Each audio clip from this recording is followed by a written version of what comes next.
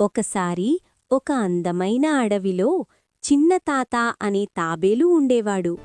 తాత చాలా నెమ్మదిగా నడిచేవాడు, కాని ఎప్పుడూ ప్రయత్నం ఆపేవాడు కాదు. అదే అడవిలో చిట్టి అనే చురుకైన కుందేలు కూడా ఉండేది.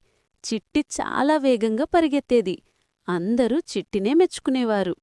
ఒకరోజు అడవి జంతువులన్నీ కలిసి ఒక పోటీ పెట్టాయి. పోటీ ఏంటి అంటే గమ్యం చేరే వరకు పరిగెత్తాలి. అప్పుడు చిట్టి తాతాని చూసి నవ్వుతూ చెప్పింది, "నువ్వు ఇంత నెమ్మదిగా ఎలా గెలుస్తావు తాతా?" తాత చిరునవ్వుతో చెప్పాడు, "వేగం కాదు ముఖ్యం, ప్రయత్నమే ముఖ్యం." కాని చిట్టి తాతాని చూసి నవ్వింది. పోటీ మొదలైంది. చిట్టి వేగంగా ముందుకు దూసుకెళ్ళింది. తాత నన్ను ఎప్పటికీ చేరలేడు అని అనుకుంది. ఆమె ఒక చెట్టు కింద కూర్చుని నిద్రపోయింది.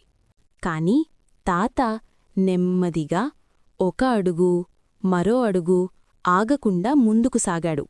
ఎండ వచ్చింది, చీకటి వచ్చింది, కాని తాత ఆగలేదు. చిట్టి నిద్రలేచి పరుగెత్తింది, కాని అప్పటికే తాత గమ్యానికి చేరిపోయాడు.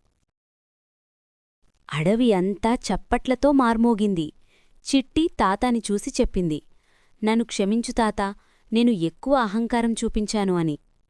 తాత నవ్వుతూ చెప్పాడు, "మనమంతా ప్రయత్నం చేస్తే నెమ్మదిగా అయినా గెలవచ్చు."